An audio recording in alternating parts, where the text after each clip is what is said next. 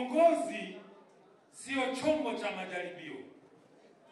Hatujawahi kumjaribisha kiongozi.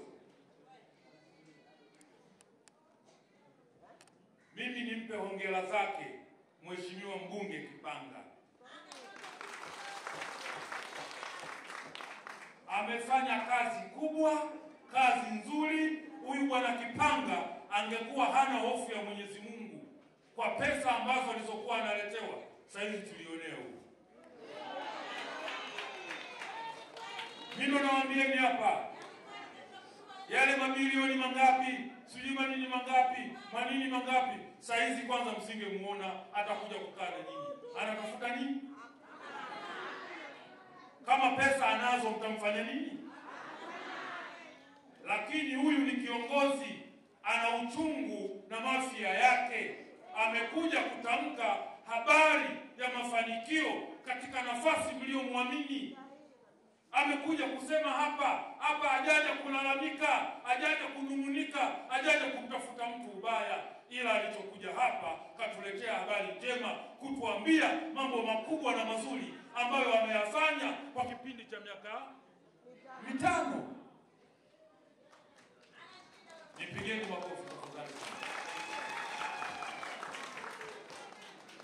Sasa watu wa mafia, kwanza Mwenyezi Mungu amewapeni zawadi. Mimi nawaambieni hapa, Mwenyezi Mungu amewapeni zawadi moja kubwa. Bwana Kipanga, ukiachana na ubunge wake, kuwa naibu waziri wa elimu.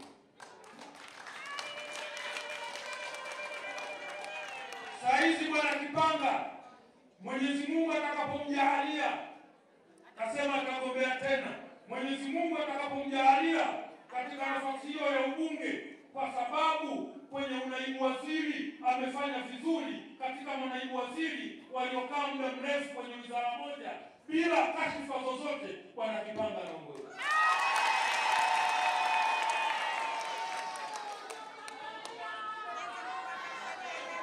Kwa hiyo Mwenyezi Mungu akimjalia, mimi na watu wa mafia mnakwenda kumpaka waziri aliyekamilika.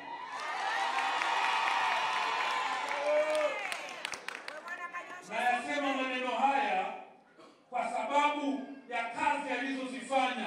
Kazi alizozifanya sio kwa ajili yake yeye peke yake, lakini kazi alizozifanya ni kwa maslahi ya CCM kuendelea kuaminiwa na wananchi.